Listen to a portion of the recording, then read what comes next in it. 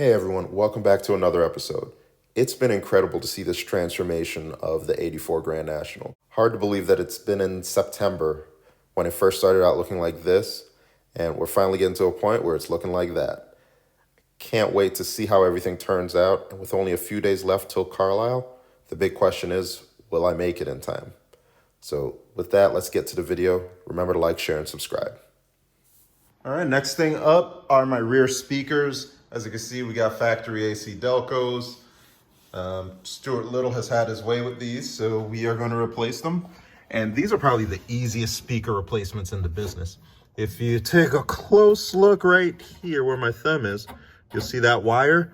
You just push up and toward the interior, and you can get that loose. And then, just like that, it comes down. You can slide it back, and that's your speaker right there. Same thing on the other side. I made a couple of videos on the speaker system, so check those out if you want more information. But I'm swapping these out with some Kenwood 4x10s, and they're gonna work great for this application. If you're curious about what goes in there, I'm rocking with these KFC 415Cs. They are under 40 bucks at Amazon, so scoop them up. I'll let you know what I think once I get everything back together, but here's the new, looking really good, and there's the old, so off with the old. I also got adapters so that I can plug in the new style aftermarket speakers, and it has a receiver just like this, so it'll work out well, and I don't have to splice any connections. Here's the part number, 72-4500 from Metra, and that's what these connections look like. So it's a couple hours later, I moved the car outside, and I had some issues with this bumper filler. It fell on the ground right when I was painting clear, so it got a lot of dirt trapped in it. I let it dry, I wet sanded it with my fine Scotch-Brite pad, and it's looking good now that I resprayed clear on it. I got the mirror hanging up and drying. I got the rest of the pieces out here. Remember, the bumper was already painted. Here are my taillight bezel surrounds, looking real good. And here's the rest of the car. Everything's looking great. It's just a little dusty right now. So the bumper filler was holding up all of the progress in getting the rest of the front end together. So now that I have that, I've got my headlight surrounds as well. So I can pop all of that in and probably take it for a drive. I got the windshield urethane, so I'm about to apply that to the front and the rear. I'm still waiting on the interior pieces before I put in the side glass. I just want to make sure everything looks good before I do that. But I want to get it out today. It is a beautiful day. Look how nice it is. So let's get this cleaned up a little bit. We'll get the windshields in, and we'll get it out on the road. Hey, so I'm getting ready to put the grill on, and I picked up this Regal grill. As you can tell, it's not the same as the 84, 85 Grand National grill because it doesn't have the black slats on either side of the center stripe. So what I'm gonna do is I'm just going to install it for now. Hopefully at Carlisle I can see and find somebody with an 86, 87, or even just an 84, 85 Grand National grill. All right, so first drive in the car. It's gonna be a quick one because I don't have a lot of gas and it's starting to rain too, so let's see what we get. Sounds good. It feels really good right now. Now the suspension, it does have its bounciness. I haven't done the suspension and steering upgrades to this one that I've done to Astro Roof, but just getting this out on the road, it looks good, it feels good. Finally feel the motivation to finish it.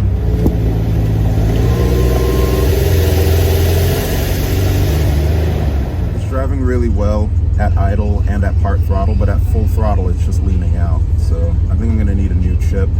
I'll explain more on why the chip is the issue, but overall it's still fun to drive. So let me provide a little bit of backstory about the chip and the injectors that are in the car. When I first got this 84 T-Top Grand National, whenever I would go into the car, I'd start it up, it would cut off immediately. It'd run for like 2 seconds and then die. It was almost like there was a theft deterrent system problem. But it ended up being a defective 84 computer. So I upgraded to the 86, 87 ECM, but I needed a chip.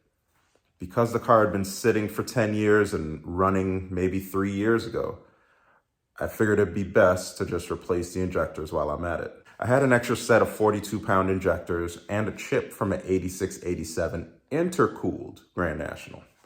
So I installed that and it ran and drove fine, but I knew I needed to add in more fuel because the intercooled cars take less fuel than the hot air variants. So I maxed out the chip by giving it 20% more fuel than it was programmed for, but that still wasn't enough.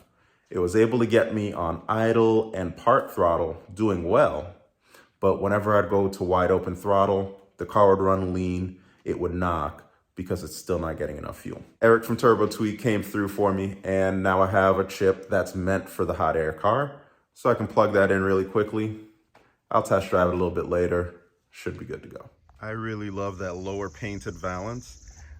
I know they're supposed to be flat from the factory, but it really just extends the bumper and gives us this mean, aggressive look. Hopefully I find a black grille at Carlisle, but I'm getting psyched more and more about this thing every time I look at it.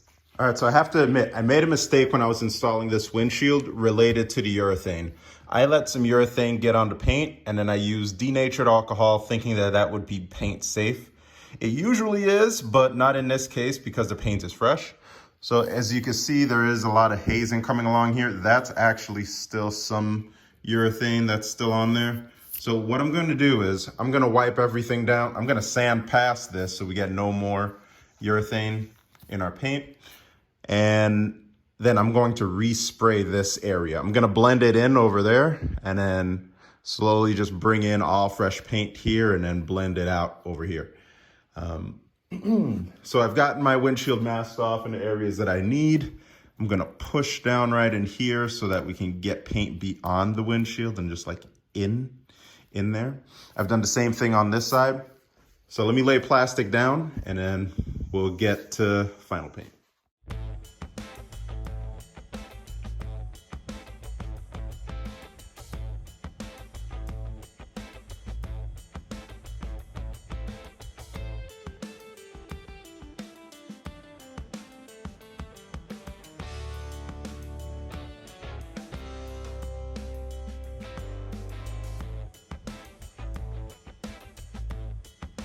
All right, so all set. It's looking really, really great.